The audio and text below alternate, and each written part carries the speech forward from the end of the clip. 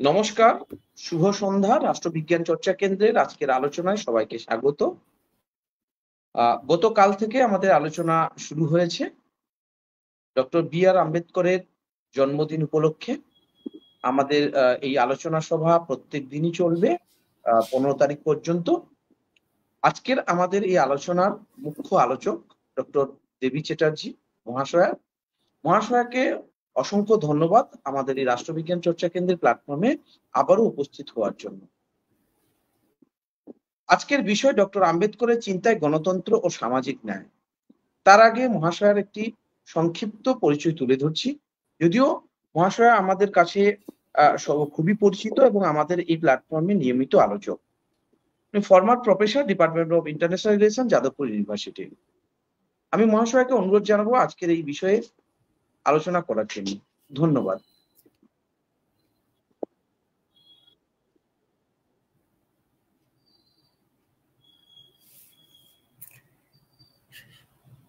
শুভ সন্ধ্যা।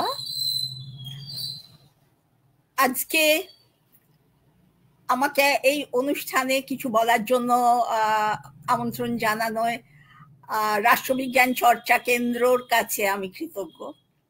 তাদের ধন্যবাদ জানাই। আম্বেদকরকে স্মরণ করে আজকের অনুষ্ঠান। তার প্রতি আমার শ্রদ্ধা জানাই। ভারতের অন্যতম মহান নেতা হিসেবে আমি তাকে গণ্য করি। তার অবদান ভারত গড়ার পেছনে বিরাট। শুধু তাই না, আগামী দিনের ভারত সম্পর্কে তার যে স্বপ্ন ছিল, সেই স্বপ্ন একটা বিরাট স্বপ্ন। সব দিক থেকে ডক্টর আম্বেদকর একজন অত্যন্ত বড় মাপের নেতা আধুনিক ভারতে যিনি জন্মগ্রহণ করেছিলেন। তার নানাবিধ পরিচয় আমরা জানি। আম্বেদকর কে অনেক সময় দেখানো হয় সংবিধান প্রণেতা হিসেবে। সেটা তার একটা পরিচয়। তিনি একজন অত্যন্ত দক্ষ রাজনীতিবিদ ছিলেন, সংবিধান প্রণেতা ছিলেন, আইনজ্ঞ ছিলেন, তীক্ষ্ণ বিশ্লেষণ ক্ষমতা ছিল অর্থনৈতিক, রাজনৈতিক, সমাজতাত্ত্বিক, দার্শনিক দিক থেকে। নানা দিক থেকে আম্বেদকরকে দেখলে আমরা তার নানা রকম পরিচয় খুঁজে পাই। এই সমস্তর মধ্যে প্রশ্ন ওঠে, আম্বেদকর কার? এত পরিচয়, এত বৈচিত্র্য আম্বেদকরের মধ্যে। আম্বেদকর কার? এই কথাটা আমি বলছি এই জন্য, আজকে দেখা যায় আম্বেদকরকে আমাদের এই কথাটা বহু দিক থেকে বহু মানুষ দাবি করছেন, বলছেন এবং নিজের মতন করে আম্বেদকরকে সাজিয়ে তোলার চেষ্টা করছেন। ভারতীয় রাজনীতির একেবারে বাম থেকে দক্ষিণ সবাই, পুরো স্পেকট্রামটা জুড়ে আমরা দেখি আম্বেদকরের অস্তিত্ব এবং তাকে দাবি করার, নিজের বলে দাবি করার জায়গাটা উঠে আসছে। সেই আলোচনার মধ্যে আমি যাচ্ছি না। একটা সময় ছিল ইতিহাসে যখন আম্বেদকরকে অনেকটা কোণঠাসা করার চেষ্টা ছিল। একটা ইনডিফারেন্স বলতে পারি আম্বেদকর সম্পর্কে। আম্বেদকরের বিষয়ে পড়াশোনা করা, আম্বেদকর চর্চা করা, তার চিন্তা ভাবনা চর্চা করার জায়গাটা সেটা প্রায় ছিলই না। স্কুল কলেজের পাঠ্য বইতে সামান্য উল্লেখ থাকতো কি থাকতো না, আলোচনা সভায় সামান্য আলোচনা হতো কি হতো না ইত্যাদি। যে আলোচনাটুকু হতো সেটা ধরে নেওয়া হতো সমাজের প্রান্তিক মানুষরা, তাদের দায়বদ্ধতা শুধুমাত্র আছে আম্বেদকরকে নিয়ে আলোচনা করার। তার বাইরে অন্যরা, অর্থাৎ ভারতবর্ষের বাকি অংশের মানুষদের আম্বেদকর নিয়ে ভাবনা চিন্তা করার কোনো দরকার নেই, আলোচনা করার কোনো দরকার নেই। এই ধরনের একটা কোণঠাসা মানসিকতা ছিল। অথচ আম্বেদকর, আগেই বললাম, একজন অত্যন্ত বড় মাপের নেতা ছিলেন, যেটা আমরা সবাই জানি। আমি বিস্তারিতভাবে তার জীবনের মধ্যে যাচ্ছি না, সেটা একটা দৃষ্টিভঙ্গি আমাদের, যেটা একটা সময় ছিল। তারপর একটা সময় এলো যখন আমরা দেখছি যে চারদিক থেকে আম্বেদকরের সমালোচনাটা উঠছে। আম্বেদকর এই ভুল করেছিলেন, আম্বেদকর কেন এরম করলেন, আম্বেদকরের এটা করা উচিত ছিল না, ওটা করা উচিত ছিল না, ইত্যাদি ইত্যাদি। অর্থাৎ সমালোচনাটাই যেন বড় হয়ে আম্বেদকরের পরিচিতির ক্ষেত্রে এসে যাচ্ছে। ইনডিফারেন্সের জায়গা থেকে একটা ক্রিটিসিজমের জায়গায় আমরা গেলাম। সেখান থেকে এসে আমরা দেখতে পাচ্ছি একটা অন্য অবস্থান, একটা কোঅপশনের জায়গাটা, চেষ্টা করা। আম্বেদকর আমাদের, আম্বেদকর আমাদের, আম্বেদকরের একটা গুরুত্ব আছে, অতি অবশ্যই আম্বেদকর খুব বড় মাপের নেতা, এবং আমরা সেটাকে স্বীকার করি, আম্বেদকর আমাদের। মুশকিলটা হলো এই আম্বেদকর আমাদের বলার ক্ষেত্রে অনেকেই কিন্তু সেই আম্বেদকরকে আম্বেদকরের চিন্তা ভাবনার ওপর জোর না দিয়ে নিজেদের চিন্তা ভাবনার খাপে ফেলে সাজিয়ে নেবার চেষ্টা করে চলেন, যেটা একটা বিপজ্জনক জায়গায় চলে যায়। এই বলে আমি আমার বক্তব্যটা শুরু করছি।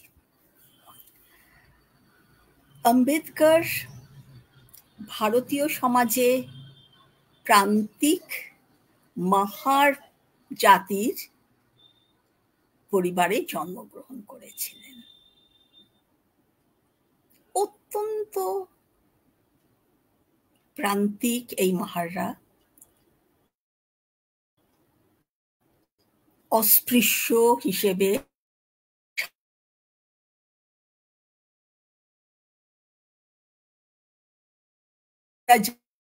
জানি জাতি বর্ণ ব্যবস্থার আধিপত্য, সেখানে জাতি বৈষম্য আছে, এবং যাদের অস্পৃশ্য বলা হয় এই জাতি কাঠামোয়, এই ক্রমোচ্চ একটা জাতি কাঠামো যেটা আছে, তাতে যাদের অস্পৃশ্য বলা হয়, নানাভাবে নানা সুযোগ সুবিধের থেকে তারা সমাজে বঞ্চিত। সামাজিক লাঞ্ছনা, অর্থনৈতিকভাবে তাদের সরিয়ে দেওয়া, সুযোগ সুবিধে না দেওয়া, সমস্ত দিক থেকে তারা অত্যাচারিত, বঞ্চিত হয়ে আসে। সেই রকম একটি সম্প্রদায়ে আম্বেদকর জন্মগ্রহণ করেছিলেন। সেই রকম পরিবার থেকে ধীরে ধীরে ধাপে ধাপে আমরা জানি তিনি উচ্চশিক্ষার একটার পর একটা ধাপ অতিক্রম করেন। দেশে বিদেশে তিনি উচ্চশিক্ষার জন্য যেতে পারেন।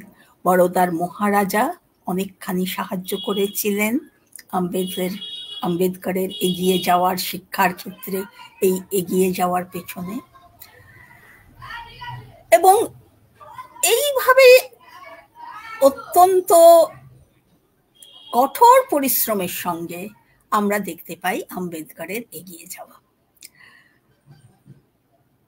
এইখানে উল্লেখযোগ্য যে বিদেশে আম্বেদকর যখন পড়তে যাচ্ছেন, তখন কিন্তু তিনি বহু ধরনের মানুষের সংস্পর্শে আসেন, অন্য সমাজ ব্যবস্থা দেখেন, এবং তার দৃষ্টিভঙ্গি অনেকখানি একটা বিস্তার লাভ করে। একদিকে তার নিজের জীবনের অভিজ্ঞতা ছিল, নিজের জীবনের অত্যাচারিত হওয়ার যে ছবি, সেই অভিজ্ঞতা ছিল, বাস্তব অভিজ্ঞতা, যে সমাজকে তিনি দেখেছেন, তার বাস্তব তিক্ত অভিজ্ঞতা। আরেক দিকে অন্য এক সমাজের দিকে চোখ পড়ছে যখন দেখছেন অন্যরকম। এবং সেইখানে আমরা দেখতে পাই আম্বেদকরের শিক্ষার যে বিভিন্ন ধাপের মধ্যে দিয়ে তিনি গেছেন, দেশে, ভারতে শিক্ষা, ভারতের বাইরে শিক্ষা, সেখানে তিনি অর্থনীতিতে শিক্ষা লাভ করছেন, অ্যানথ্রোপোলজি তিনি শিখছেন, ফিলসফি দর্শন শিখছেন, রাষ্ট্রবিজ্ঞান শিখছেন, অর্থনীতি শিখছেন, সাংবিধানিক ব্যবস্থা ভারতের কিরকম হতে পারে তার একটা মানসিক দিক থেকে তার একটা ধারণা তৈরি হওয়ার পটভূমিটা ধীরে ধীরে গড়ে উঠবে ক্রমে, যখন আমরা পরবর্তীকালে দেখছি আম্বেদকর ভারতের রাজনীতিতে ফিরে আসছেন। অর্থাৎ ব্যাকগ্রাউন্ডটা যেটা তৈরি হচ্ছে, ইন্টেলেকচুয়াল ব্যাকগ্রাউন্ড যেটা তৈরি হচ্ছে, সেটা বিদেশের একটা বড় প্রভাব সেটার ওপর পড়ছে, দেশের একটা বাস্তব পরিস্থিতির একটা বড় প্রভাব পড়ছে, পারিবারিক প্রভাব পড়ছে। এই সবটা নিয়ে গড়ে ওঠে আম্বেদকরের চিন্তা ভাবনার পটভূমিটা। এই চিন্তা ভাবনার যে পটভূমিটা গড়ে ওঠে, সেখানে আমরা দেখি আম্বেদকর সামাজিক ন্যায়কে অত্যন্ত গুরুত্বপূর্ণ হিসেবে প্রতিষ্ঠা করার চেষ্টা করছেন। সামাজিক ন্যায় বা সোশ্যাল জাস্টিস বা সামাজিক ন্যায় তার কাছে ছিল ড্রাইভিং ফোর্স, লক্ষ্য। যে লক্ষ্যের দিকে তিনি তার সমস্ত জীবনের কর্মকাণ্ডকে চালিত করেন, তার রাজনীতি, তার জীবন দর্শন, এই সবকিছুই সামাজিক ন্যায়কে কেন্দ্র করে। হিন্দু সমাজের তীক্ষ্ণ সমালোচনা করেন, একই সঙ্গে তিনি রাজনীতির সঙ্গে যখন যুক্ত হচ্ছেন, সেই সঙ্গে আমরা দেখছি তিনি তার কলম ধরছেন এবং বিভিন্ন ক্ষেত্রে তার সেই লেখা, তার বিভিন্ন লেখার মধ্যে আমরা গোড়া থেকেই দেখতে পাচ্ছি যে সমাজ বিশ্লেষণ করায় আম্বেদকর অনেকখানি গুরুত্ব দিচ্ছেন। সমাজ কিরকম হবে, ভারতীয় সমাজ কিরকম হওয়া উচিত, তার সমস্যা কোথায়, সেই সমস্ত কিছুর ওপর আমরা দেখছি যে আম্বেদকর তার লেখনীতে তুলে ধরার চেষ্টা করছেন। আম্বেদকর ভারতের রাজনীতিতে আসছেন 1919-1920 এরকম সময়টা করে। ভারতীয় রাজনীতি তখন জাতীয়তাবাদী আন্দোলনের ধাপে ধাপে সেটা উঠছে এবং জাতীয়তাবাদী আন্দোলনের বিস্তার ঘটছে, গান্ধী নেতৃত্বে আন্দোলন এগিয়ে যাচ্ছে। এই সময় আম্বেদকর ভারতীয় রাজনীতিতে আসছেন এবং তিনি যখন ভারতীয় রাজনীতিতে আসছেন, তিনি ওই একটা উদ্দেশ্য নিয়ে তিনি কিন্তু ভারতীয় রাজনীতিতে আসছেন। ভারতের সমাজ ব্যবস্থাটাকে পরিবর্তন করতে হবে, ভারত অন্য রকম এক ভারত তৈরি হতে হবে। আগামী দিনে প্রান্তিক মানুষ যারা, প্রান্তিক জাতির মানুষ যারা, তাদের জন্য সামাজিক ন্যায় প্রতিষ্ঠা করতে হবে। এটা কিন্তু আম্বেদকরের রাজনীতিতে ঢোকার প্রধান দৃষ্টিভঙ্গি ছিল, এবং এই দৃষ্টিভঙ্গিটার থেকে আমরা দেখতে পাচ্ছি যে ক্রমেই তার সঙ্গে গান্ধীর একটা সংঘাত এবং বা বিরোধের একটা জায়গা তৈরি হয়েছিল। গান্ধী প্রাধান্য দিয়েছিলেন জাতীয়তাবাদী রাজনৈতিক আন্দোলনটাকে। আম্বেদকর কিন্তু তার সঙ্গে যুক্ত করতে চেয়েছিলেন, প্রাধান্য দিতে চেয়েছিলেন সামাজিক আন্দোলনটাকে, এবং চেয়েছিলেন জাতীয় কংগ্রেস, ভারতের জাতীয় কংগ্রেস, যেটা তখন আন্দোলনের সামনে ছিল, আন্দোলনকে এগিয়ে নিয়ে যাচ্ছিল। ভারতের জাতীয় কংগ্রেস সামাজিক বিষয়টাকে, সামাজিক বৈষম্যের বিষয়টাকে নিয়ে লড়াই করুক, এটা ছিল আম্বেদকরের অভিপ্রায়। এবং সেইখানেই গান্ধীর সঙ্গে আম্বেদকরের সংঘাতটা। সামাজিক চিন্তাভাবনা গান্ধীর যে ছিল না তা না, তবে গান্ধীর দৃষ্টিভঙ্গি ছিল সম্পূর্ণ অন্যরকম। বর্ণ ব্যবস্থা গান্ধীর কাছে গ্রহণযোগ্য ছিল, বর্জনীয় নয়। আম্বেদকরের কাছে জাতিবর্ণ ব্যবস্থা ছিল সম্পূর্ণ বর্জনীয়, এবং ভারতের থেকে জাতিবর্ণ ব্যবস্থা দূর করার প্রয়োজন আছে। এইভাবে আমরা দেখতে পাচ্ছি ক্রমেই, বয়সে অনেক ছোট গান্ধীর তুলনায়, আম্বেদকরের সঙ্গে গান্ধীর কিন্তু সংঘাত। রাজনীতির, সেই সময় রাজনীতির বিস্তারিত আলোচনা আমার লক্ষ্য নয় এখানে, সেটা তার বিভিন্ন পদক্ষেপ আমি মধ্যে যাচ্ছি না।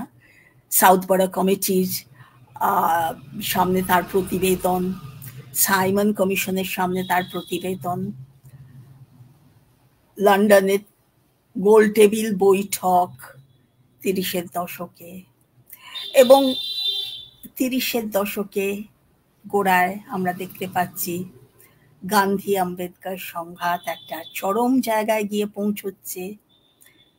পুনা চুক্তি স্বাক্ষরিত হচ্ছে 1932-এ। আম্বেদকর হতাশ হচ্ছেন গান্ধী এবং জাতীয় কংগ্রেসের ভূমিকায়। সামাজিক ন্যায়, গণতন্ত্র ধারণাকে আম্বেদকর কিন্তু যুক্তভাবে দেখেছেন। জাতীয় কংগ্রেস গান্ধী সামাজিক ন্যায় প্রতিষ্ঠার লক্ষ্যে কিন্তু এগোচ্ছেন না, এইটা কিন্তু আম্বেদকরের মনে হচ্ছে, এবং ক্রমেই তিনি কিন্তু সেদিন হতাশ হয়েছিলেন। রাজনীতির এই জায়গায় দাঁড়িয়ে আম্বেদকর হিন্দু ধর্মের যেমন তীব্র সমালোচনা করছেন, গান্ধী জাতীয় কংগ্রেসের তীব্র সমালোচনা করছেন, এবং হিন্দু ধর্ম বর্জন করতে হবে প্রান্তিক মানুষকে, অস্পৃশ্য মানুষকে, এই একটা অবস্থানে তিনি পৌঁছচ্ছেন। হিন্দু ধর্মের মধ্যে থেকে ন্যায় পাওয়া যাবে না, হিন্দু ধর্ম থেকে বেরিয়ে যেতে হবে তাদের, এই অবস্থান তিনি কিন্তু গ্রহণ করছেন। অর্থাৎ তার সামাজিক দৃষ্টিভঙ্গিটা, সামাজিক ন্যায়ের লড়াইটা এবং সামাজিক ন্যায়ের সম্পর্কিত দৃষ্টিভঙ্গি যেটা, সেটা একই সঙ্গে রাজনীতি, সমাজ, অর্থনীতি এবং সমাজ বিশ্লেষণ, ধর্ম, এই সমস্তটাকে অন্তর্ভুক্ত করে তিনি দেখছেন। পুরোটাকে তিনি কিন্তু একটা সিস্টেম হিসেবে দেখছেন। একটা দিককে বাদ দিয়ে অন্য দিকটা থাকে না তার কাছে। এই পুরো সিস্টেমটার মধ্যে রাজনৈতিক আন্দোলন করতে গেলে, অবস্থান নিতে গেলে সেখানে সামাজিক অবস্থানটাকে বাদ দিয়ে হবে না। এবং ভারতের রাজনীতির অবস্থানটা গ্রহণ করতে হবে সামাজিক অর্থনৈতিক প্রেক্ষাপটে। এই জায়গাটা ওপর আম্বেদকর জোর দিচ্ছেন। তো আমরা তো সবাই জানি যে সামাজিক ন্যায়ের ধারণাটা কিন্তু অনেকগুলো দিক থেকে উঠে আসে। এই ধারণাটার কথা বলতে গেলে সামাজিক ন্যায় কি? সামাজিক ন্যায় বলতে আমরা কি বলছি? একটা দিক তো একটা বলবো বন্টনগত দিক আছে তার, কে কি পেল, বা তার উল্টো দিকে কে কি পেল না, কি থেকে তাকে বঞ্চিত করা হলো এবং অন্যায়ভাবে বঞ্চিত করা হলো, সেই বিষয়টা উঠে আসে। এখানে প্রধানত জাতি ব্যবস্থায় নিচু জাতির মানুষদের বঞ্চিত করা হচ্ছে। একটা পদ্ধতিগত প্রশ্ন আছে যে তাদের কিভাবে বঞ্চিত করা হচ্ছে এবং যেখানে তারা ন্যায় আশা করছে সেটা সেই ন্যায় তারা পাচ্ছে না। তারও আরেকটা দিক হলো যে অন্যায় করছে তার উপর শাস্তি বিধান হচ্ছে না, যে শাস্তি তার পাওয়ার কথা সে শাস্তি সে পায় না। ধর্ম, শাস্ত্র, সমাজ ব্যবস্থা, রাষ্ট্র ব্যবস্থা সব তাকে বঞ্চিত করে। যে প্রান্তিক মানুষ, সেই মানুষটাকে সমস্ত দিক থেকে তার উপর যে অত্যাচার করে সে পার পেয়ে যায় এবং সেই ন্যায় বিচারের জায়গাটা থেকে সে বঞ্চিত থেকে যায় প্রান্তিক মানুষ। তো এই যে একটা ছবি ফুটে ওঠে, সেইটা পরিবর্তন করার জন্য আম্বেদকরের সামাজিক ন্যায়ের লড়াইটা, এই লড়াইয়ের মধ্যে দিয়েই তিনি যখন এগোচ্ছেন রাজনৈতিক ক্ষেত্রে, আম্বেদকরকে আমরা একদিকে দেখতে পাচ্ছি তিনি অস্পৃশ্য জাতির মানুষদের নেতৃত্ব দিতে এগিয়ে আসছেন, তাদের সংগঠিত করতে চেষ্টা করছেন। মাহার সম্প্রদায়ের মানুষকে, তার নিজের সম্প্রদায় এবং তার বাইরেরও অস্পৃশ্য জাতির মানুষদের তিনি রাজনৈতিকভাবে সংগঠিত করে তাদের দাবি দেওয়ার জন্য, এগিয়ে যাওয়ার জন্য তিনি সংগঠিত করছেন তার জীবনে, তার আন্দোলনের মধ্যে দিয়ে। বিভিন্ন সময় বিভিন্ন ভাবে সামাজিক আন্দোলনও তিনি করছেন। আরেকদিকে আমরা দেখতে পাই যে আম্বেদকর ভারতীয় সরকারের, রাষ্ট্রের সঙ্গে ক্ষমতাসীন ব্রিটিশ সরকার, তখনকার দিনে গোড়ার দিকের কথা বলছি, স্বাধীনতার আগে পর্যন্ত, সেই ব্রিটিশ সরকারের সঙ্গে তিনি স্বাধীন ভারত কেমন হবে, অধিকারের লড়াইটা, প্রান্তিক মানুষের অধিকারের লড়াইটা এগিয়ে নিয়ে যাওয়ার জন্য চেষ্টা করছেন। আরেকদিকে সেই একই সঙ্গে তিনি সেই লড়াইটাকে এগিয়ে নিয়ে যাচ্ছেন জাতীয় কংগ্রেস, গান্ধী নেতৃত্বাধীন জাতীয় কংগ্রেসের সঙ্গে সংঘাতের মধ্যে দিয়ে। অর্থাৎ তার রাজনৈতিক লড়াইটা প্রধানত আমরা দেখতে পাচ্ছি ব্রিটিশ সরকার, জাতীয় কংগ্রেস এই জায়গায় তার লড়াই এগোচ্ছে। তার ভারতের স্বপ্নটা কিরকম, ভারত আগামী দিনে কিরকম হবে সেই স্বপ্নটা বাস্তবায়িত করার তার চেষ্টাটা। আরেক দিকে আমরা দেখতে পাচ্ছি যে এই মানুষদের নিজেদের অধিকারের লড়াইটা যে নিজেদের করতে হবে, তাদের সেটা তিনি বোঝানোর চেষ্টা করছেন। গণতন্ত্রের একটা মূল ধাপ যেটা, যে নিজেদের লড়াই নিজেদের করতে হবে। সংবিধানে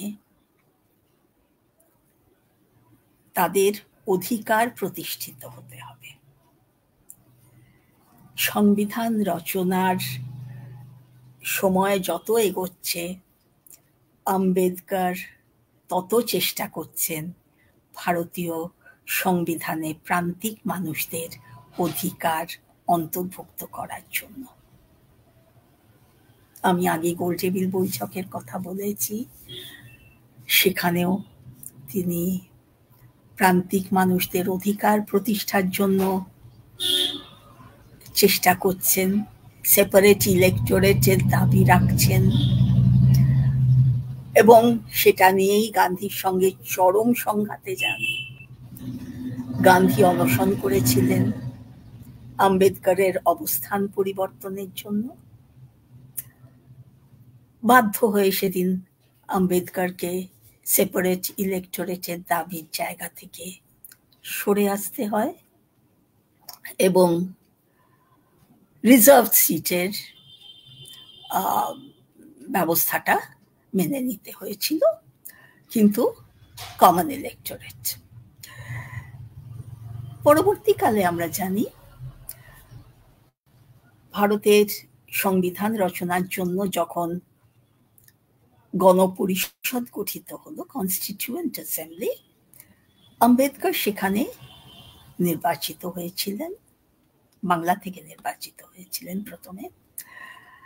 আম্বেদকর সেখানে শুধু নির্বাচিত হয়েছিলেন না, তিনি সংবিধান রচনার জন্য যে ড্রাফটিং কমিটি হয়েছিল তার চেয়ারপারসন হয়েছিলেন। অর্থাৎ ভারতীয় সংবিধান রচনার সময় আম্বেদকরের ভূমিকা ছিল অত্যন্ত গুরুত্বপূর্ণ। অত্যন্ত গুরুত্বপূর্ণ ভূমিকা ছিল, এই জন্য বলছি তিনি শুধু কনস্টিটিউয়েন্ট অ্যাসেম্বলির সদস্য ছিলেন বা ড্রাফটিং কমিটির চেয়ারপারসন ছিলেন বলে না, অত্যন্ত গুরুত্বপূর্ণ ছিল এই জন্য যে তার যে দক্ষতা ছিল, সামগ্রিকভাবে যে এক্সপার্টাইজ নিয়ে তিনি গেলেন ওখানে,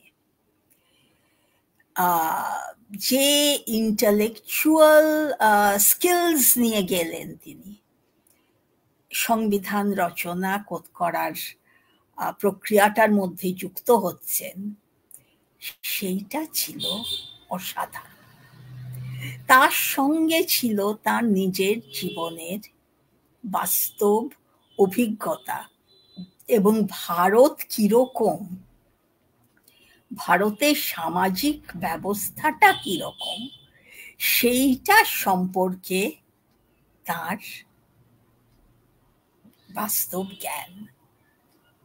এই সমস্তগুলো নিয়ে তিনি কনস্টিটিউয়েন্ট অ্যাসেম্বলিতে যাচ্ছেন এবং আরো একটা জিনিস নিয়ে যাচ্ছেন, সেটা হলো একটা সাংঘাতিক কমিটমেন্টের জায়গা, যে আগামী দিনের ভারত সম্পর্কে তার স্বপ্ন, কি ধরনের ভারত হবে। এইভাবে কনস্টিটিউয়েন্ট অ্যাসেম্বলিতে আম্বেদকর কাজে হাত দেন। সংবিধান রচিত হলো, 3 বছরের প্রচেষ্টা প্রায় তার চেয়ে একটু কম, প্রায় 3 বছরের প্রচেষ্টায় কনস্টিটিউয়েন্ট অ্যাসেম্বলির সদস্যরা সংবিধান রচনা করলেন। ভারতের গণতান্ত্রিক সাংবিধানিক কাঠামো একটা দীর্ঘ লিখিত দলিল, একটা দীর্ঘ লিখিত দলিল তৈরি হলো। অনেক খুঁটিনাটি তার মধ্যে দেওয়া হলো। তাতে গণতন্ত্রের কথা থাকলো, তাতে সামাজিক ন্যায়ের কথা থাকলো, তাতে মানুষের অধিকারের কথা থাকলো। একটা মুখবন্ধ ছিল, আর গোড়াতেই একটা মুখবন্ধ আছে। সংবিধানের দর্শন কি হবে, সংবিধানের ভেতরে কি আছে, তার দর্শনটা কি, সেইটা এই মুখবন্ধটায় আমরা পাই, যেটাকে আমরা প্রিয়াম্বল বলি। একটা ছোট্ট লেখা, কিন্তু অত্যন্ত তাৎপর্যপূর্ণ লেখা, যাতে উল্লেখ করা হয়েছিল ভারত গণতান্ত্রিক হবে, গণতান্ত্রিক স্বাধীন দেশ হবে।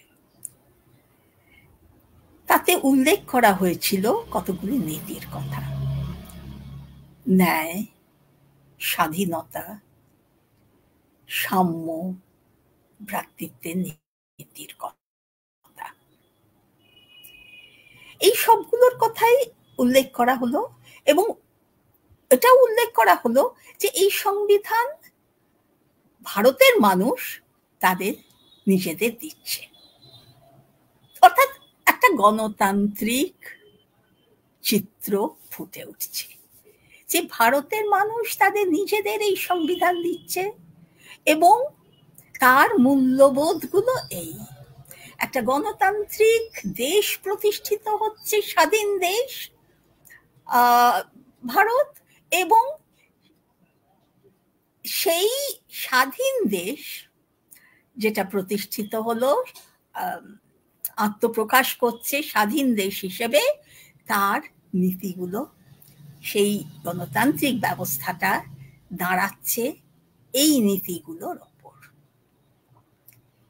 সেটা হলো সংবিধানের নীতিগুলো, এবং স্পষ্টতই তাতে ফুটে ওঠে সামাজিক ন্যায়ের ছবিটা। এবং এই প্রিয়াম্বল বা প্রস্তাবনাটা রচনার পেছনে আম্বেদকরের চিন্তা ভাবনার অনেকখানি অবদান আছে। আম্বেদকরের স্বপ্ন, আম্বেদকরের চিন্তা ভাবনা, এটা অনেকখানি অবদান আছে। গণতন্ত্র আম্বেদকরের কাছে একটা হোলিস্টিক ধারণা ছিল।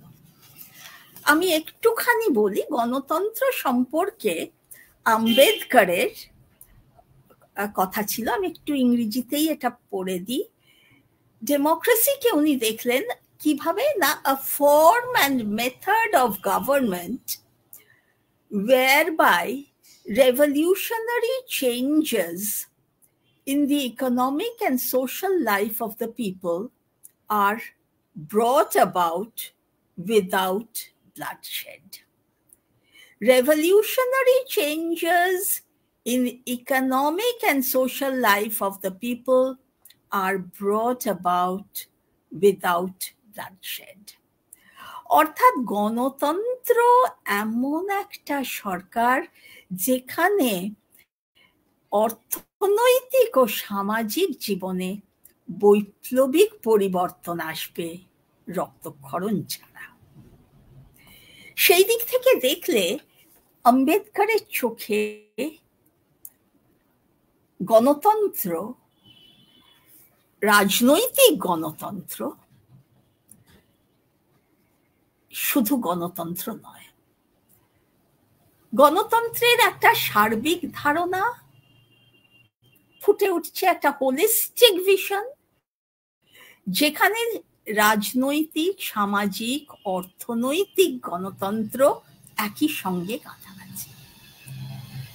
এবং সেই রাজনৈতিক গণতন্ত্রের যে ধারণাটা, সেই রাজনৈতিক গণতন্ত্রকে তিনি অনেকখানি একটা টুল হিসেবে দেখছেন। সামাজিক অর্থনৈতিক ক্ষেত্রে গণতন্ত্র প্রতিষ্ঠা করতে গেলে, এবং প্রতিষ্ঠা করা প্রয়োজন, সেইটা প্রতিষ্ঠা করতে গেলে যেটা দরকার সেটা রাজনৈতিক গণতন্ত্র।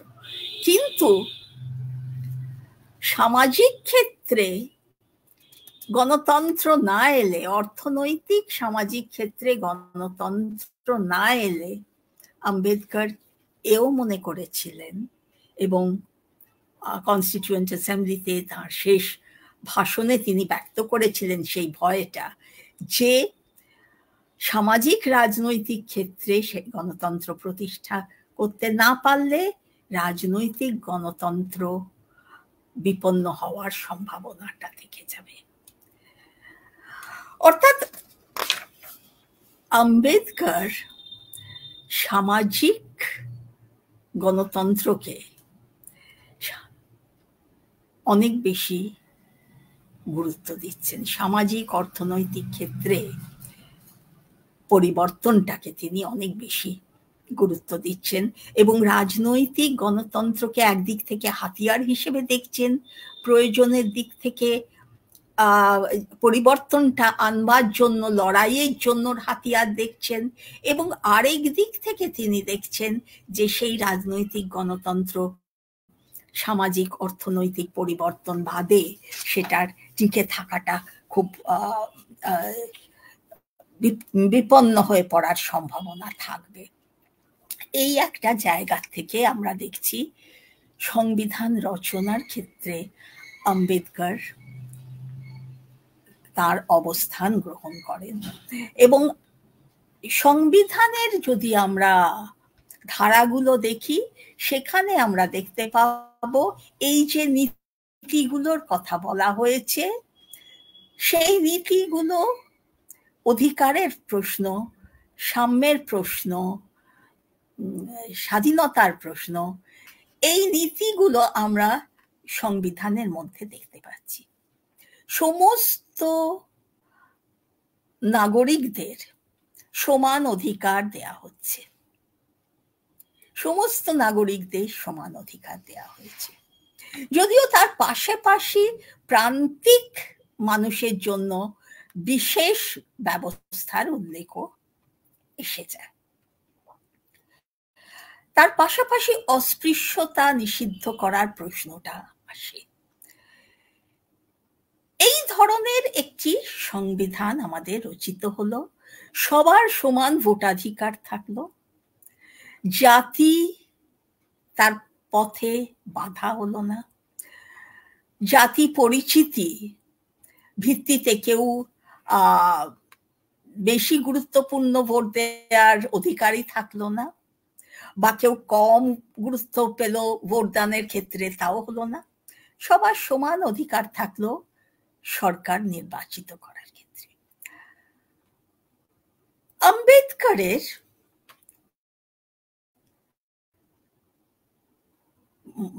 বক্তব্য, সংবিধানে প্রান্তিক মানুষদের অধিকার সুরক্ষিত হওয়া দরকার আছে আইনিভাবে, সাংবিধানিকভাবে, সাংবিধানিক আইনিভাবে সামাজিক ন্যায়ের বিষয়টা বিবেচিত হওয়া দরকার আছে। এবং সেইখানে সংবিধানে লিখিত থাকবে নাগরিকরা কি অধিকার পাবে। মৌলিক অধিকারের মধ্যে আমরা দেখতে পাই, তার উল্লেখ আছে সংবিধানে, মৌলিক অধিকারগুলো লঙ্ঘিত হলে কোর্টে যাবার অধিকারটাও মৌলিক অধিকার হিসেবে থাকে। আবার তারই সঙ্গে আমরা দেখতে পাই রাষ্ট্রকে নির্দেশ দেয়া হচ্ছে সামাজিক ন্যায় প্রতিষ্ঠার জন্য আগামী দিনে রাষ্ট্রের কি কি কর্তব্য, কি কি করা উচিত। অর্থাৎ একদিকে অধিকার, মৌলিক অধিকার সুরক্ষিত হয় এবং যা আইনি ভাবে বলা যেতে পারে, যেগুলো যে অধিকার লঙ্ঘিত হলে বিচারালয়ের কাছে ন্যায় বিচার আশা করা যেতে পারে, ফান্ডামেন্টাল রাইটসের যে প্রভিশন আছে। আরেকদিকে তারই পরে আর যেটা আছে ডাইরেক্টিভ প্রিন্সিপলস অফ স্টেট পলিসির যে কথা আছে, যেখানে রাষ্ট্রকে নির্দেশ দেয়া হচ্ছে আগামী দিনে সামাজিক ন্যায় প্রতিষ্ঠার জন্য তার অবস্থান কি হবে। অর্থাৎ গণতন্ত্র এবং সামাজিক ন্যায়, গণতন্ত্র এবং সামাজিক ন্যায়ের ধারণাটা আমরা আম্বেদকরের চিন্তা ভাবনার মধ্যে দেখতে পাচ্ছি দুটো একই সঙ্গেই জুড়ে আছে। ভারতীয় সমাজ এবং সাংবিধানিক ব্যবস্থার মধ্যে একটা সংঘাত আছে, সেটা সম্পর্কে আম্বেদকর কিন্তু সম্পূর্ণ ওয়াকিবহাল এবং সেই সংঘাতটাকে তিনি অতিক্রম করার চেষ্টা করছেন। ভারতীয় সমাজ ব্যবস্থার বিশ্লেষণ, তিক্ত সমালোচনা, যেটা আমরা পাচ্ছি আম্বেদকরের মধ্যে, তার নিজের তিক্ত অভিজ্ঞতার মধ্যে থেকে তিনি যে ভারতীয় সমাজকে দেখছেন, জাতি বিভক্ত হিন্দু সমাজকে তিনি দেখছেন, সেইটা যেমন একটা দিকে।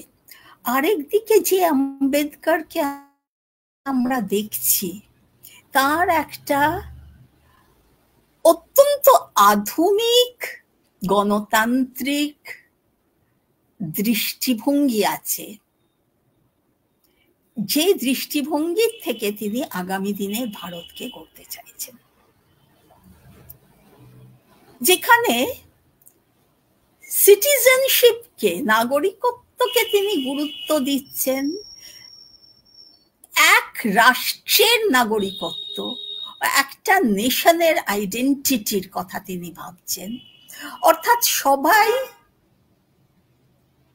ওই দেশের নাগরিক, এই পরিচিতিটাই তাদের প্রধান হয়ে থাকবে এবং সমান অধিকার তারা সেখানে ভোগ করবেন। সেখানে খণ্ডিত পরিচয় যেগুলো, সেই খণ্ডিত জাতি পরিচয়গুলো থাকবে না। অর্থাৎ একটা মডার্ন স্টেটের ধারণা, যেখানে সিটিজেনশিপ আইডেন্টিটিটা প্রাইমারি হবে, সেই জায়গায় কিন্তু আগামী দিনের ভারতকে, আগামী দিনের গণতান্ত্রিক ভারতকে আম্বেদকর দেখতে চাইছেন। আম্বেদকরের আন্দোলনের এই যে ধারাগুলো আমরা দেখতে পাচ্ছি, ভারত স্বাধীন হলো, প্রথম মন্ত্রিসভায় আম্বেদকর আইনমন্ত্রী হচ্ছেন।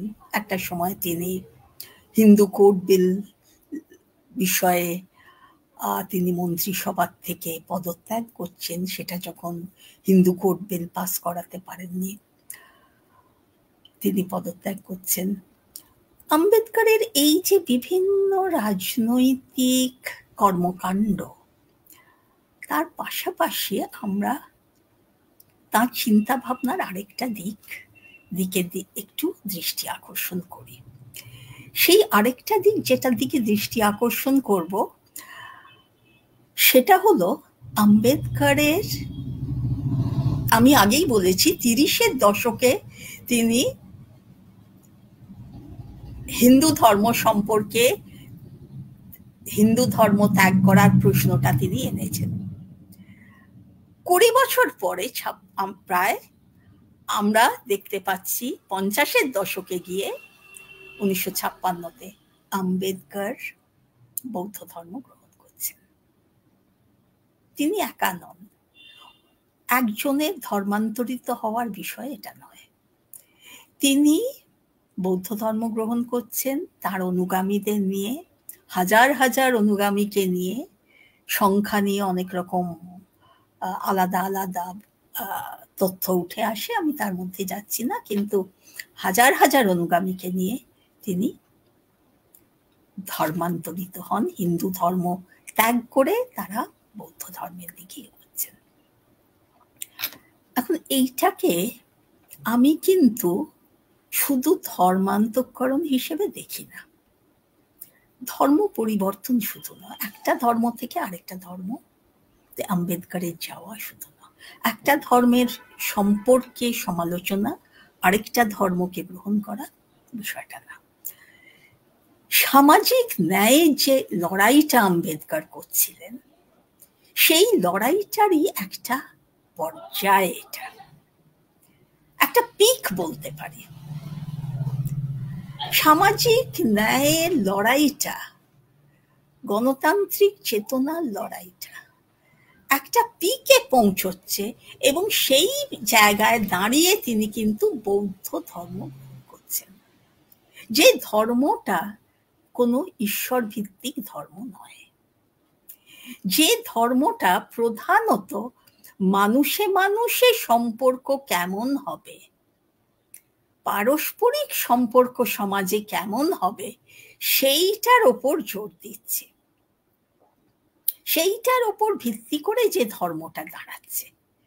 অনেক চিন্তা ভাবনা করে এবং দীর্ঘদিনের চিন্তা ভাবনা করে, আমি সেইটার জন্য জোর দিয়ে বলছি, 30-এর দশক থেকে 50-এর দশক কোনো হঠকারী সিদ্ধান্ত এটা নয়। 30-এর দশক থেকে 50-এর দশক ধর্ম পরিবর্তনের বিষয় নিয়ে আম্বেদকর চিন্তা ভাবনা করেন, এবং তিনি বৌদ্ধ ধর্ম গ্রহণের সিদ্ধান্তটা নিচ্ছেন।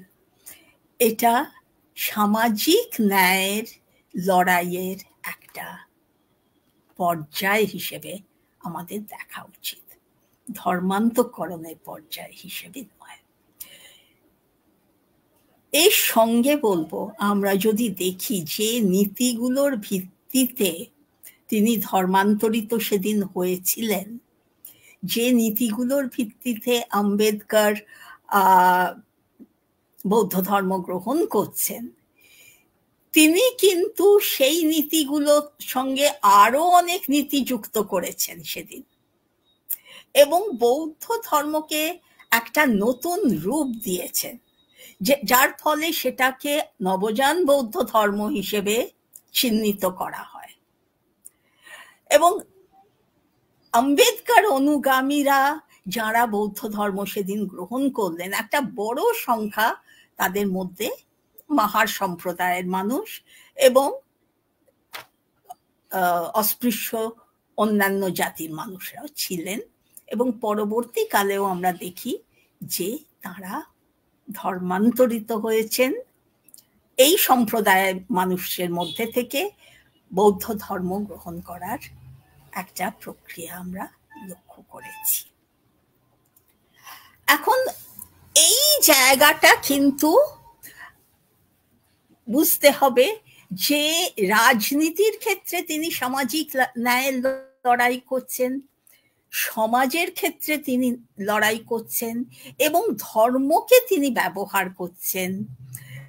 আম্বেদকর মনে করতেন মানুষের একটা ধর্ম দরকার, ধর্ম থাকবে না এই জায়গাটা, এই অবস্থানটা তিনি নেননি। তিনি স্পষ্টতই বলেন মানুষের একটা ধর্মের দরকার আছে।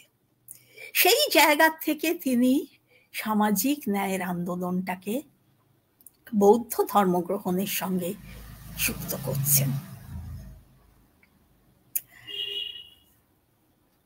অর্থাৎ আম্বেদকরের লড়াইটা গণতন্ত্রের লড়াই, সংবিধানে প্রতিষ্ঠা করার কতগুলো নীতি লড়াই একদিকে আমরা দেখছি, আরেক দিকে আমরা দেখতে পাচ্ছি প্রান্তিক মানুষদের নিজেদের এগিয়ে আসার জন্য তিনি যে আহ্বান জানাচ্ছেন, নিজেদের লড়াই করার জন্য আইনকে ব্যবহার করা, রক্তক্ষয়ী লড়াই নয়, আইন আইন ব্যবস্থাকে, সংবিধানকে ব্যবহার করে সামাজিক ন্যায় প্রতিষ্ঠার লড়াইটা ভারতে জাতি বিভক্ত সমাজের সেই মূল্যবোধগুলো সম্পূর্ণরূপে বর্জন করা। উনি অ্যানিহিলেশন অফ কাস্টের কথা বলেন।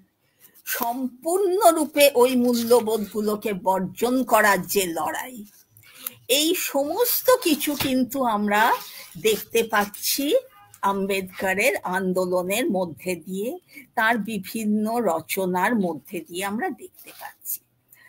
তার পাশাপাশি আমরা এই অন্য ধারাটা দেখতে পাচ্ছি, যেটা একটা আরেকটার পরিপূরক হয়ে উঠছে। সোশ্যাল জাস্টিস, সমাজের ক্ষেত্রে সমাজটাকে বদলানোর দরকার আছে। সেই বদলানোটা কি সামাজিক পর্যায়ে কিভাবে হবে? মানুষের ধর্ম দরকার, তার মতে মানুষের ধর্ম দরকার। হিন্দু ধর্ম তাদের স্থান দিচ্ছে না, তাদের ওপর বৈষম্যের কারণ হচ্ছে। মানুষকে যেতে হবে অন্য ধর্মের খোঁজে, বৌদ্ধ ধর্ম। এইভাবে বোধহয় আম্বেদকরের লড়াইটাকে একটা সার্বিক দৃষ্টিভঙ্গি থেকে আমাদের দেখার দরকার আছে। আলোচনার সমালোচনার অনেক দিক থাকে, সেগুলো অন্য প্রশ্ন। এখানে শেষে একটা কথাই বলবো, শেষ করার আগে আমার মনে হয় আমার সময় শেষ হয়ে আসছে। শুরু করেছিলাম বলে যে আজকে আম্বেদকরকে নিয়ে অনেক কাড়াকাড়ি হচ্ছে। বোঝাই যায় কাড়াকাড়ির একটা কারণ হলো সংবিধানে সবাইকে সমান অধিকার দেয়া হলো ভোটের ক্ষেত্রে, আর কিছু ক্ষেত্রে না হোক। ভোটের দিকটা রাজনৈতিকভাবে অত্যন্ত গুরুত্বপূর্ণ হয়ে উঠছে। অন্যান্য বিষয়ে দেয়া হলো, সেগুলো কতটা বাস্তবায়িত হলো প্রশ্ন। কিন্তু ইলেকশন যখন আসে, ইলেকশন যখন নিয়মিতভাবে ভারতের অন্তত নানা দুর্বলতার মধ্যে ওটা একটা ইতিবাচক দিক, অতি অবশ্যই ভারত রাষ্ট্রের একটা শক্তির জায়গা। নির্বাচন আসে, সময়ের সঙ্গে সঙ্গে গণতান্ত্রিক প্রক্রিয়া রাজনৈতিক ক্ষেত্রে বহাল থাকার ফলে যতটুকুই হোক, তার সীমাবদ্ধতা সত্ত্বেও প্রান্তিক জাতির মানুষরা ভোট ব্যাংক হিসেবে গুরুত্বপূর্ণ হয়ে ওঠেন। বিভিন্ন রাজনৈতিক দল তাদের ভোটটাকে টানার চেষ্টা করেন এবং প্রান্তিক জাতির মানুষরা রাজনৈতিকভাবে বিভক্ত, সামাজিকভাবে বিভক্ত, জাতিগতভাবে বিভক্ত। আম্বেদকর বলেছিলেন গ্রেডেড ইনইকুয়ালিটির কথা, যা বিভাজনের একটা কারণ। জাতিগতভাবে বিভক্ত, সমস্ত দিক থেকে দেখলে আমরা বহুবিধ ভেদ তাদের মধ্যে লক্ষ্য করতে পারবো। কিন্তু আম্বেদকরকে একটা আইকন হিসেবে তাদের মধ্যে ব্যাপকভাবে আমরা দেখতে পাই। তাদের নেতা, তারা আগলে রেখেছেন আম্বেদকরের চিন্তা, আম্বেদকরের চেতনা, আম্বেদকরকে নেতা হিসেবে তারা আগলে রাখার চেষ্টা করেন। একটি ছোট্ট ঘরে আপনারা দেখবেন আম্বেদকরের একটি ছোট্ট ছবি থাকে। প্রান্তিক মানুষদের মধ্যে একটা সংযোগ কোথায় থাকে আম্বেদকরের সঙ্গে। নির্বাচনে এই ভোট ব্যাংক টানতে গেলে আম্বেদকরকে টানতে হয়। আম্বেদকর কার বলেছিলাম, সেখানে প্রশ্নটা তুলেছিলাম, সেই জায়গায় আবার ফিরে আসছি যে আম্বেদকরকে নিয়ে কাড়াকাড়ি পড়ে যায়। আম্বেদকর আমরা আম্বেদকরের কথা বলছি, এই জায়গাটা এসে যায়। কিন্তু এত সবের পর দুঃখের বিষয় হলো আম্বেদকরের স্বপ্ন বাস্তবায়িত করার প্রচেষ্টাটা বড় দুর্বল। একদিকে আমরা দেখি হিন্দুত্বের আস্ফালন, প্রান্তিক জাতিদের উপর নানা রকমের অত্যাচার, ইন্টারকাস্ট বিয়ে হলে খুন পর্যন্ত হয়ে যায়, দলিতদের ওপর জল নিতে গেলে খুন হয়, উঁচু জাতির মানুষের জলের উৎস থেকে জল নিতে গেলে খুন হয়, তাদের রাস্তা দিয়ে হাঁটলে মার খায়, এখনো অনেক মন্দিরে প্রবেশাধিকার তাদের থাকে না, এখনো দেবদাসী ব্যবস্থা আছে, প্রান্তিক জাতির মেয়েদের যৌন নিগ্রহ হয় সেখানে দেবতার নামে, ধর্মের নামে, গণধর্ষণ হয় অধিকাংশ ক্ষেত্রে প্রান্তিক জাতির মেয়েদের ওপর ক্ষমতা প্রদর্শনের ক্ষেত্রে, শিশু শ্রম ভারতে এখনো ব্যাপকভাবে দেখা যায় এবং বড় অংশ শিশু শ্রমিক প্রান্তিক জাতির ছেলের মেয়েরা। এই ভারতবর্ষের বাস্তব চিত্র, দারিদ্র্যের চিত্র, শিক্ষা প্রতিষ্ঠান থেকে ছুট হওয়ার, এগোতে না পারার যে চিত্র, এই সহ বহু ধরনের অত্যাচারের ছবি, প্রান্তিকীকরণের ছবি, অধিকার না থাকার, সামাজিক ন্যায় না প্রতিষ্ঠিত হওয়ার ছবি আমরা দেখতে পাই। এই সবই বাস্তব, এই সবই আম্বেদকরের স্বপ্নের ভারত থেকে অনেক অনেক দূরে। ফলে এই বলে শেষ করব যে যদি আম্বেদকরের কথা বলতে হয়, যদি তাকে শ্রদ্ধা জানাতে হয়, তাহলে বছরে একদিন তাকে স্মরণ করা নয়, প্রয়োজন সামাজিক ন্যায় বাস্তবায়িত করা এবং সেখানে মেনে নেওয়া যে গণতান্ত্রিক আধুনিক ভারতের সঙ্গে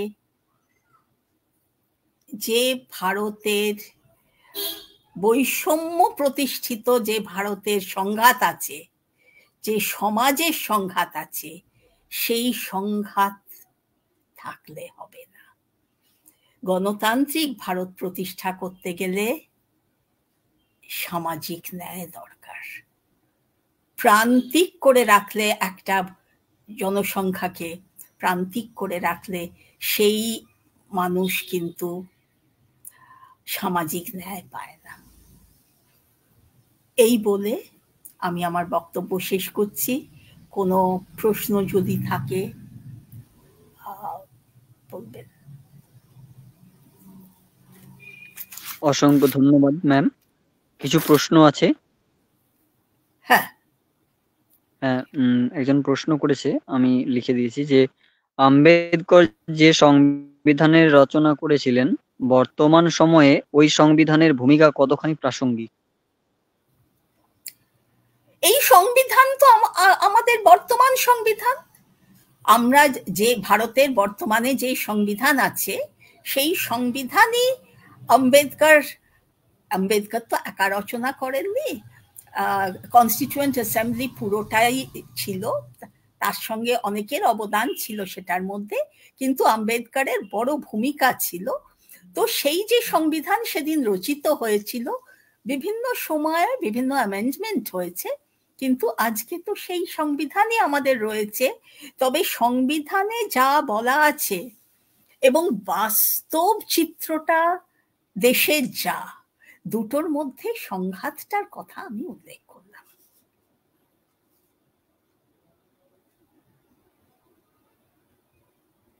আর প্রশ্ন প্রকাশ?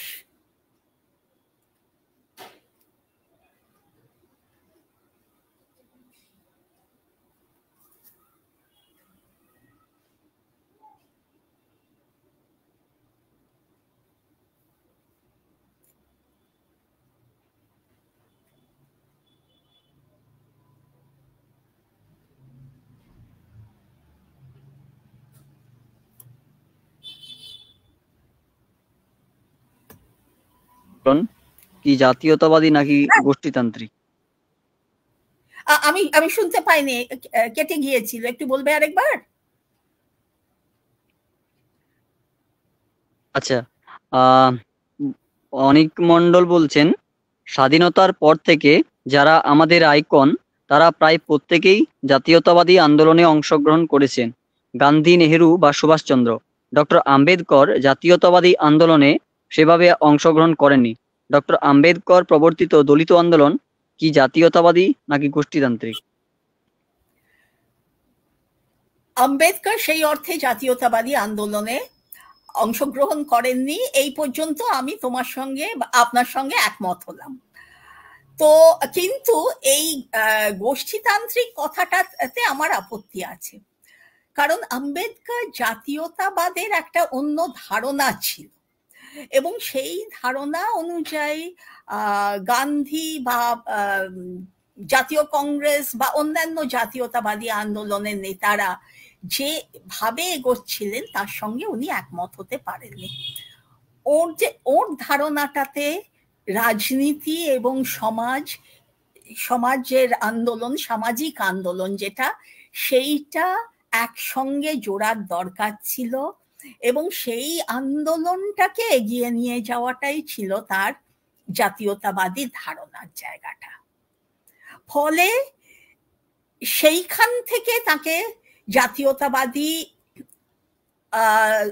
নন গোষ্ঠীতান্ত্রিক শব্দটা হয়তো আমরা ব্যবহার করব না, কারণ ওই ভারতটা যেটা উনি গড়তে চেয়েছিলেন, সেই ভারতটা শুধু প্রান্তিক মানুষের ভারত না, সেই ভারতটা সমস্ত মানুষের একটা উন্নত পর্যায়ের ভারত যেটা উনি গড়তে চেয়েছিলেন, এবং সেইটার স্বপ্ন উনি দেখছিলেন।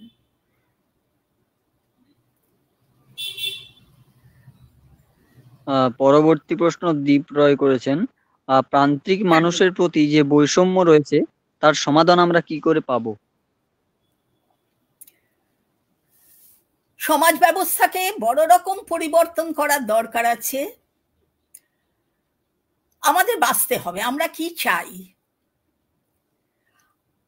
আমরা বৈষম্য চাই না বৈষম্য চাই না? আমরা যদি বলি বৈষম্য চাই না, তাহলে কিন্তু আমাদের বলতে হবে সমস্ত রকম বৈষম্য, জাতিভিত্তিক, ধর্মভিত্তিক যে বৈষম্যগুলো আছে, সেই বৈষম্যগুলো আমাদের দূর করতে হবে, সবাইকে সমান অধিকারের জায়গাটায় আনতে হবে। এই জায়গাটা পৌঁছতে পারলে আমরা দেখব যে সমাধানের একটা ধাপে আমরা আসছি। আম্বেদকর অ্যানিহিলেশন অফ কাস্টের কথা বলেছিলেন।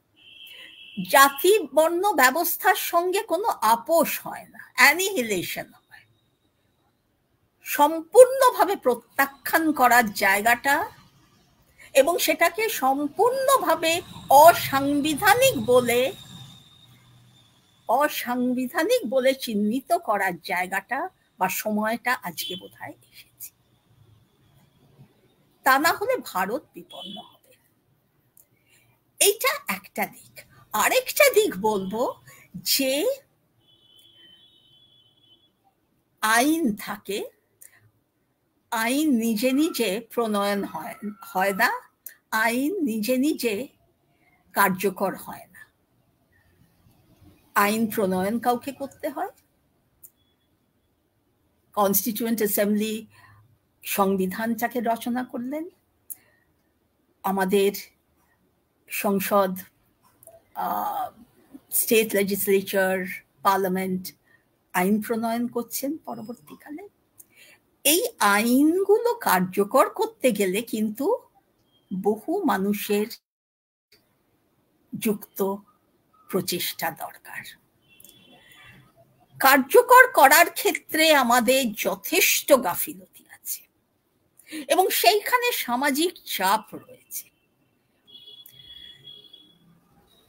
শাস্তি বিধান থাকলেও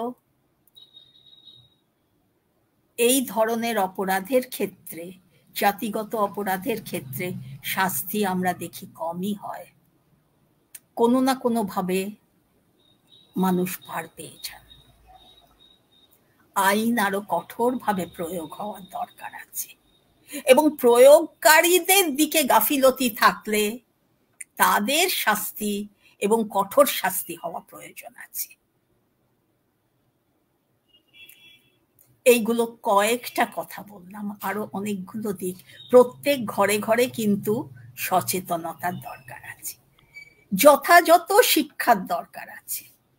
গণতান্ত্রিক বিজ্ঞান মনস্ক চিন্তা ভাবনা গড়ার জন্য একদম ছোটবেলা থেকে, শৈশব থেকে মানুষকে শেখাতে হবে দৃষ্টিকোণ কি হবে।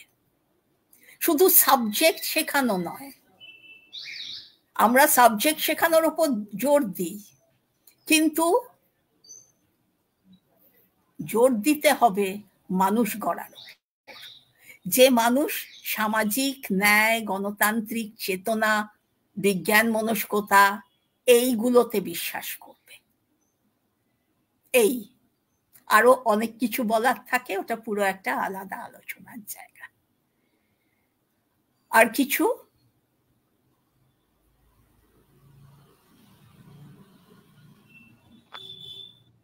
হ্যাঁ ম্যাম, আরেকটি প্রশ্ন করেছে, বলছে যে এখনো কি সেই বৈষম্যগুলো রয়ে যাওয়ার পিছনে নীতি দায়ী, বা স্বাধীন ভারতের সরকার সেইভাবে নেয়? এগুলো তো আলাদা আলাদা নয়, এগুলো তো সবই যুক্ত। রাজনীতিও দায়ী, সরকার পদক্ষেপ না নেওয়াও দায়ী। সরকার রাজনীতি কোনোটা সমাজ থেকে বিচ্ছিন্ন নয়, সমাজের মধ্যেই থেকেই সরকার উঠে আসে। সমাজের মানসিকতা ঘরের মধ্যে যেটা আমি দেখব, রাষ্ট্র ব্যবস্থার মধ্যে সেটা দেখব, স্কুলের ক্লাসরুমে গিয়ে আমি সেটা দেখব, অফিসের দপ্তরে গিয়ে আমি সেটা দেখব। সেই মানসিকতাটা তো বদলাচ্ছে না, সেই মানসিকতা থেকে যাচ্ছে। যেখানে জাতি বিভাজন মানুষ বিশ্বাস করছে, যেখানে সেটা ব্যবহার করা হচ্ছে কিছু মানুষকে প্রান্তিক করার জন্য, ফলে এগুলোকে একসঙ্গে জুড়ে দেখতে হবে। এগুলো আলাদা আলাদা ভাবে, কুক্ষিগত ভাবে দেখা সম্ভব নয়।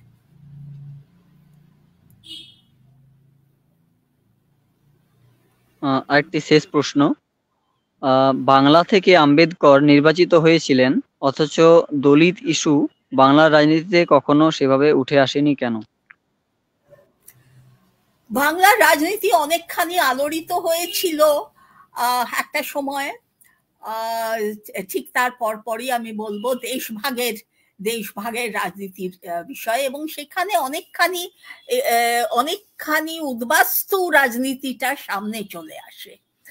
এবং বাংলার একটা বড় অংশ দলিত মানুষ, নিচু জাতির মানুষ তথাকথিত যারা, তারা পূর্ববঙ্গে থেকে যাচ্ছে। মানে পূর্বের জেলাগুলোতে তাদের সংখ্যাটা খুব বেশি ছিল।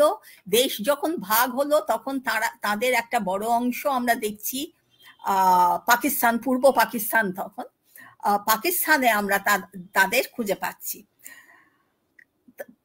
50-এর দশকের পর আমরা দেখতে পাচ্ছি, প্রধানত 50-এর দশকের পর তাদের মধ্যেও একটা অংশ আবার উদ্বাস্তু হয়ে ভারতে আসছেন, এবং সেইখানে উদ্বাস্তু আন্দোলন উঠে আসছে, এবং দলিত আন্দোলনটা অনেকখানি জুড়ে যাচ্ছে উদ্বাস্তু আন্দোলনের সঙ্গে।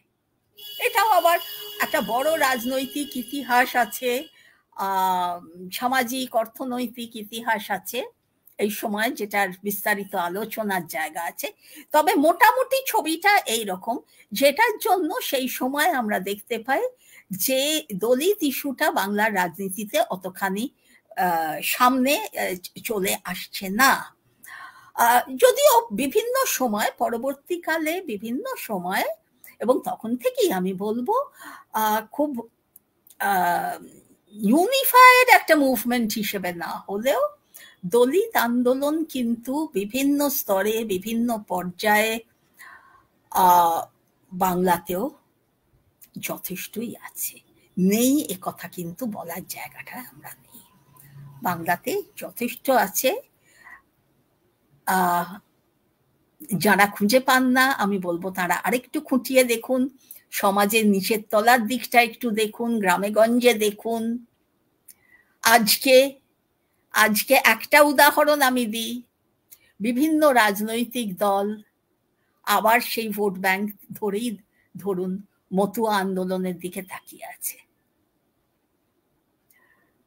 ঠিক ভুল, কোন রাজনীতি ঠিক ভুল আমি তার মধ্যে ঢুকছি না। আমি শুধু এইটুকু বলবো, এই আন্দোলন প্রান্তিক মানুষের আন্দোলন হিসেবে উঠে এসেছে। হরিচাঁদ গুরুচাঁদ ঠাকুরের শুরু করা আন্দোলন, এবং একটা বড় অংশ প্রান্তিক নমশূদ্র মানুষ তার সঙ্গে যুক্ত। এখন মতুয়া আন্দোলন অতখানি সামনে ভারতের ভোট ব্যাংকে, বাংলার ভোট ব্যাংকে বিভিন্ন রাজনৈতিক দল যখন টানাটানি করেন, তখন আপনারা বুঝতেই পারেন মতুয়া ভোট ব্যাংকটা গুরুত্বপূর্ণ। সেটা তো দলিত আন্দোলনেরই একটা রূপ। দলিত আন্দোলন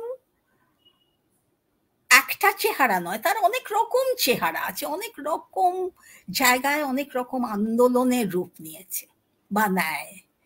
সেইটার দিক থেকে দেখলে কিন্তু বাংলাতে দলিত আন্দোলন নেই বা খুব দুর্বল, এটা হয়তো বলা যায় না। আর কিছু? অসংখ্য ধন্যবাদ ম্যামকে। আজকের আলোচনাটি খুব সুন্দর হয়েছে, এবং যারা আজকের আলোচনাটি দেখলেন তাদেরকেও অসংখ্য ধন্যবাদ এতক্ষণ ধরে। ম্যামকে আবারও ধন্যবাদ জানিয়ে আজকের আলোচনা আমরা এখানে শেষ করছি। আমাদের দেখা আগামীকাল ঠিক সন্ধ্যা 7টায়।